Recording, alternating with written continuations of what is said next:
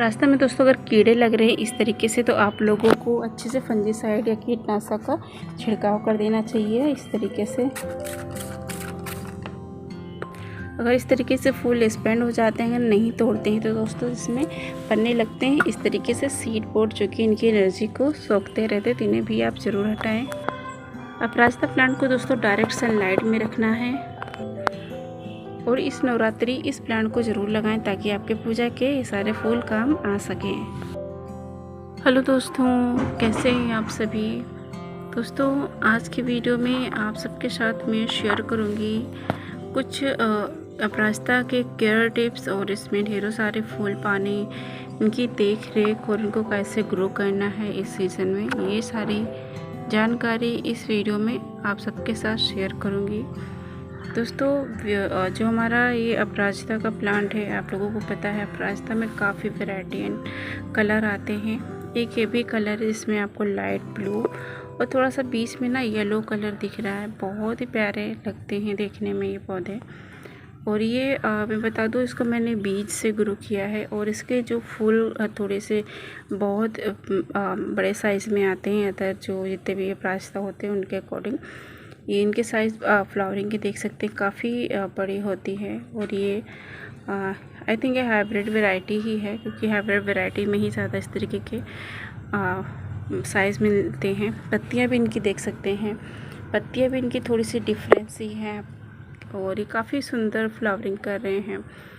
और हर स्टेम में इस तरीके से देखिए कली आई हुई है। तो अभी ये एक्चुअल में ये क्या कहते हैं, सीड से ग्रो हुआ प्लांट है। ज़्यादा दिन भी नहीं हुआ, 15 से 20 दिन हुआ होगा इस पौधे को लगाए हुए। और इस सीड से अगर मैं बताऊँ ग्रो करने का, तो ये मात्र 5 से 6 दिन में इनमें सीड स्प्राउट हो गए थे।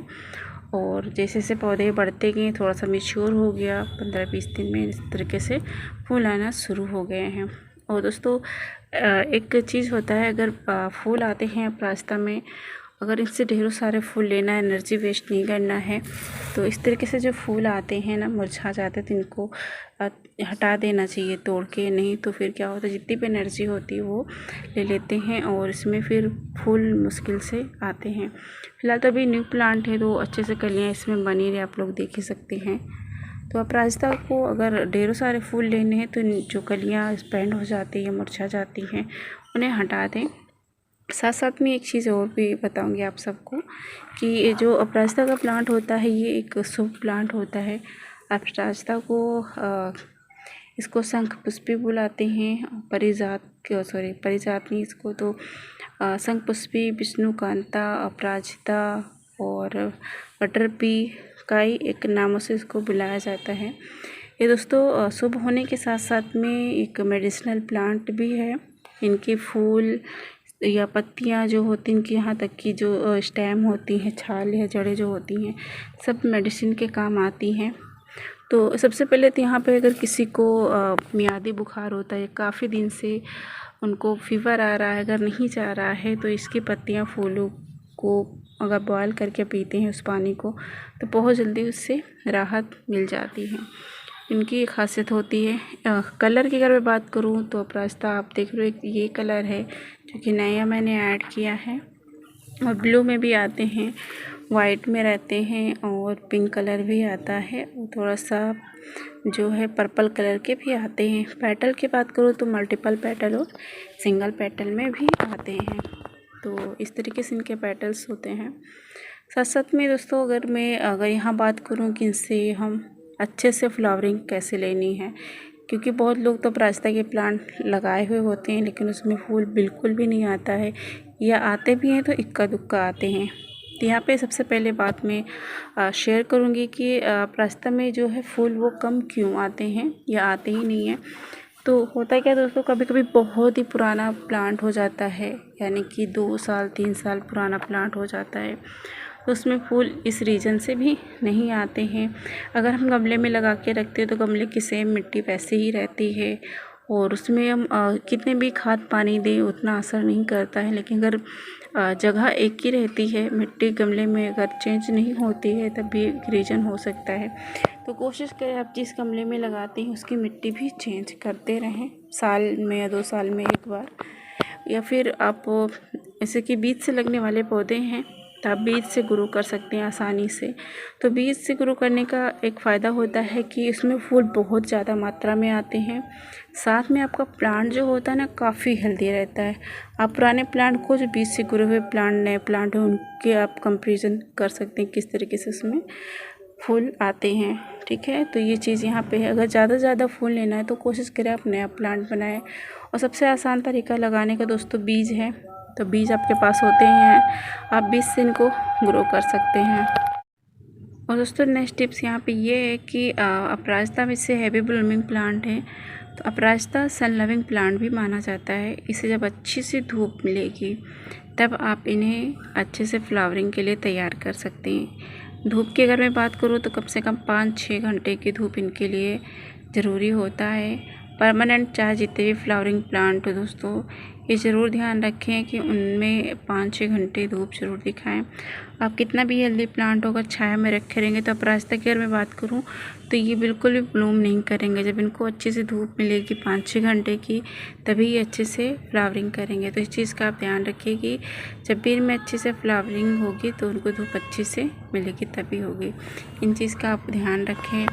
और दोस्तों जैसे कि हैप्पी ब्लूमिंग करते हैं प्लांट तो ये भी ज़रूरी हो जाता है दोस्तों कि इन्हें हम कौन सा खाद दें ताकि ये लगातार इसी तरीके से फूल देते रहें। तो यहाँ पे अगर मैं बता दूँ तो जो हमारा अपराजिता प्लांट है ना, ये क्या बोलते हैं, ये पोटास लविंग प्लांट होते हैं। एक्चुअल में बेल होती, प्लांट तो नहीं है, ये बेल है जो कि इनको हम वाइन भी बोल सकते हैं, अपराजिता की बेल। तो ये ना पोटास लविंग प्लांट होते हैं। तो पोटास दोस्तों आप चाहें तो जो केमिकल वाले खाद आते हैं उन्हें दे सकते हैं या घर पर खुद से ही तैयार कर सकते हैं। घर से तैयार हुआ जो खाद होता है दोस्तों वो बिल्कुल ऑर्गेनिक होता है, जिससे आपके प्लांट को कोई भी नुकसान नहीं होता है।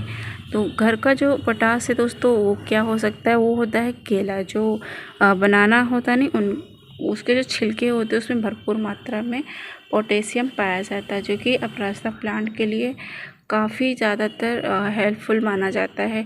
ज़्यादा से ज़्यादा फ्लावरिंग अगर पानी है तो आप जो केले के छिलके होते हैं उन्हें काट कर रात भर पानी में अगर भिगो के रखेंगे तो इनमें बहुत ज़्यादा मात्रा में आपको पोटेशियम रिलीज़ होता है। और वही पानी आप दूसरे दिन थोड़ा सा आप डिल्यूट करके अगर अपने गमले में अपराजिता के पौधे में डालते हैं तो बहुत तेज़ी से उनकी ग्रोथ होगी। तो अभी देख सकते हैं ये जो प्लांट है इनकी ग्रोथ कितनी अच्छे से हो रही है। और चीज़ यहाँ मैं आपको दिखा दूँ, ये है क्या कहते हैं अपराजिता, इनमें क्या बोलते हैं पत्तियों को कीड़ों ने खा रखा है। तो अगर ऐसी प्रॉब्लम्स आती हैं कि इसमें फंगस वगैरह कीड़े वगैरह लग रहे हैं तो आपको कुछ नहीं करना है, फंजीसाइड लीजिए या कोई अच्छा सा इंसेक्टिसाइड। देखिए कि मैंने यहाँ पे ये लिया हुआ है, मैंने फंजीसाइड पाउडर डाला हुआ है, जिससे क्या होता है ना कि इन पर अगर छिड़काव कर देते हैं तो कोई भी इंसेक्ट वगैरह नहीं आएंगे।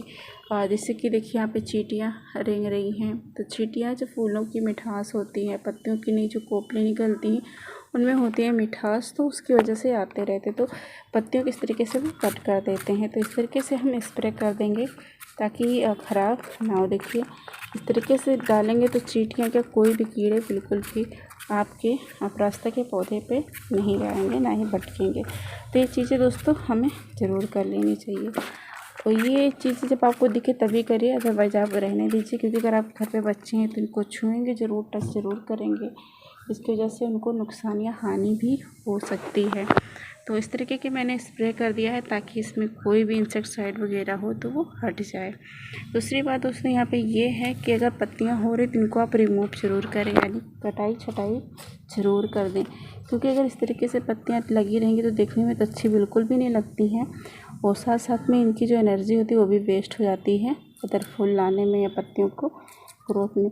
फूल तो तभी दोस्तों अच्छे लगते हैं जब अच्छे से हेल्दी उनकी जो साइज़ फ्लावर की होती है उसी में अच्छे लगते हैं। इस तरीके से कटे पिटे फूल आएंगे तो बिल्कुल भी देखने में अच्छे नहीं लगेंगे। ठीक है, अब यहाँ पे बात आती है दोस्तों, अक्सर क्या होता है कि रूट रोड हो जाता है गमले में। रीज़न क्या होता है कि अगर आप लोग ओवर वाटरिंग कर दे रहे हैं या फिर पानी लगातार बरस रहा है, उसकी वजह से पानी में नमी है, मिट्टी में नमी है, तो इससे भी प्लांट ख़राब हो जाते हैं। तो इस चीज़ का भी हमें ध्यान रखता है, तो आपको चेक करना इस तरीके से। तो फिलहाल मैंने अभी पानी डाला हुआ है पानी दोस्तों अपराजिता के प्लांट को बहुत ज़्यादा नीड हो जाती है पानी की, क्योंकि ये हैवी ब्लूमिंग करते हैं।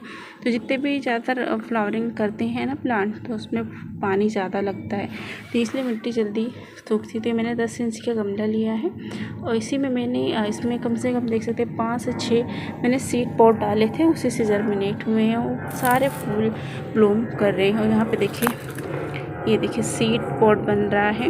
इस तरीके से सीड पॉट जो होते हैं, इन्हें आप हटा देंगे तो इनकी एनर्जी बची रहेगी और फ्लावर भी अच्छे देंगे। देखिए इधर भी सीड पॉट बना हुआ है। इसको फ़िलहाल मैंने छोड़ के रखा इसलिए है ताकि इसमें मैं इनको कलेक्ट कर सकूं। और कुछ हमारे ऐसे व्यूवर सब्सक्राइबर हैं जिनको इनके सीड चाहिए इस वाले कलर के, तो इसलिए मैंने सेव करके रखा है। ऐसे कटिंग से भी लग जाते, लेकिन कटिंग लगने में दोस्तों टाइम लगता है। अगर हम कटिंग से लगाएंगे तो कटिंग कम से कम 15-20 दिन में रेडी होगा। और हमारा जो ये बीज से ग्रो होने वाला प्लांट है, बीज से लगाएंगे तो वो भी 4-5 दिन में स्प्राउट हो जाएगा। तो जड़ से लेने की वाली बात है, तो आप बीज से ही ग्रो करिए। तो बीज इसलिए मैंने छोड़ के रखा कि अच्छे से बीज से लग जाएं। तो यहाँ पे इसकी मिट्टी में दोस्तों आपको फंगस वगैरह दिखता है, तो आपको फंजीसाइड पाउडर, जैसे कि यहाँ पे साफ का मैंने लिया हुआ है, इसमें स्प्रे कर सकते हैं इस तरीके से। देखिए इस तरीके से। और पौधों में, गमलों में भी स्प्रे कर दें, ताकि अभी कीड़े वगैरह ना चढ़ जाते हैं गमलों में, तो फिर दिक्कत हो जाती है। यहाँ पे इस तरीके से स्प्रे हम कर देंगे ताकि ये इस पर कोई कीड़ा व फंगस का जो भी डर हो दूर हो जाएगा। अच्छा, यहाँ मैं बात कर रही थी ना फर्टिलाइज़र के बारे में, तो फर्टिलाइज़र हमें कौन सा देना है अपराजिता को। तो ये देखिए मैंने दोस्तों बनाया हुआ है बनाना पील फर्टिलाइज़र। तो ये मैंने कम से कम 1-2 घंटे रखा हुआ है, तभी बनाएंगे। तो ये दोस्तों बहुत जल्दी से डिकम्पोस्ट हो जाते हैं। और इनको आप ना डिलीट करके दीजिएगा, छान के डायरेक्ट ऐसे मत दीजिएगा जब भी आप कभी डिकम्पोस्ट करके रखते हैं, स्टोर करके रखते हैं, तो नहीं तो इन्हें फंगस लगने का डर है। वैसे अपराजिता दोस्तों जल्दी से नमी को सोखता है, जिसकी वजह से इनमें फंगस बहुत ही कम देखा जाता है। यहाँ पे देखिए मैंने काट के छोटे छोटे टुकड़े करके रखे हुए हैं और इन्हीं को मैं अपनी इस अपराजिता के पौधे में डालूँगी। और इसकी जगह आप दोस्तों क्या कहते हैं, चाय पत्ती भी यूज कर सकते हैं, उसमें भी पोटेशियम की मात्रा ज़्यादा होती है।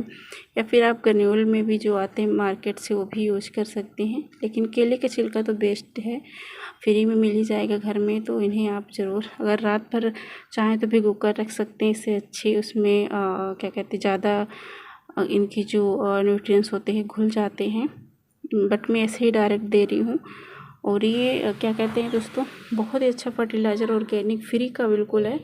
ये आप दे सकते हैं 15-20 दिन में लगातार। तो अच्छे से फ्लावरिंग पानी है, इनको फर्टिलाइज़र ज़रूर देते रहें, ताकि अपराजिता में अच्छे से इसी तरीके से हमारे गमले में आ रहे हैं ना, इसी तरीके से फूल आते रहें, कलियाँ भी भर भर के आती रहें और आपका अपराजिता फले फूले। तो अभी नवरात्रि का टाइम है, आप फूल अगर चाहिए तो इस टाइम पे तो ज़रूरी दोस्तों लगा लें, अपराजिता के सीड डाल दें, उसमें जल्दी स्प्राउट भी। तो फिलहाल लेट हो गया, नर्सरी से लाके लगा सकते हैं। लेकिन दोस्तों ध्यान रखें, नर्सरी में थोड़े से आपको ये महंगे मिलेंगे। इनके जो प्लांट ग्रो है, वैसे प्लांट दोस्तों महंगे ही आते हैं, क्योंकि उनमें मेहनत होती है, उनकी पेशेंस होता है ना। तो देखिए मैंने इस तरीके से डाला हुआ है कि इसके छिलके ना जाए, क्योंकि छिलके से फंगस हो सकता है। तो अभी जगह जगह बारिश हो रही है, तो आप लोग ट्राई ये करिएगा कि छिलके ना जाने पाए। इनमें फिर से पानी डाल के आप इनको रिस्टोर करके रख सकते हैं। तो मैं बात कर रही थी महंगे मिलते हैं, तो पूरा तैयार किया हुआ पौधा देते हैं आप सबको, तो महंगा मिल सकता है। लेकिन अगर मैं बात करूँ तो बीज से आप इजीली इनको प्रोपोगेट कर सकते हैं, जर्मिनेट कर सकते हैं। कलर तो आपको पता, जो पसंद हो वो लगा सकते हैं, लेकिन ये वाला थोड़ा सा रेयर कलर है, हर जगह अवेलेबल नहीं है। तो ये फ़िलहाल मैं बीज अब इनका रेडी कर रही हूँ। बीज जब तैयार हो जाएगा तो मैं आप लोगों तक भी पहुँचाऊँगी इस वाले कलर के अपराजिता को। तो दोस्तों ये रही आज की हमारी वीडियो। अगर आप सबको अपराजिता फ्लावर प्लांट पसंद है तो आप ज़रूर लगाएं। वैसे तो हर किसी को पसंद होता है, ये वाला कलर काफ़ी सुंदर होता है और हर एक गार्डनर के पास होता है। ये पूजा पाठ के भी काम आते हैं। हमारे जो विष्णु भगवान है, शंकर भगवान, को काफ़ी पसंद है इसको, इसलिए विष्णुकांता या फिर पुष्प शंख पुष्पी और कई नामों से भी बुलाते हैं। तो आप लोग इन्हें ज़रूर लगाएं। बीज से, कटिंग से भी लग जाएगी, थोड़ी सी मैच्योर टाइम होनी चाहिए। अभी बारिश के टाइम में दोस्तों लग ही जाएंगे। आई होप दोस्तों आज आप सबको वीडियो मेरी पसंद आई होगी।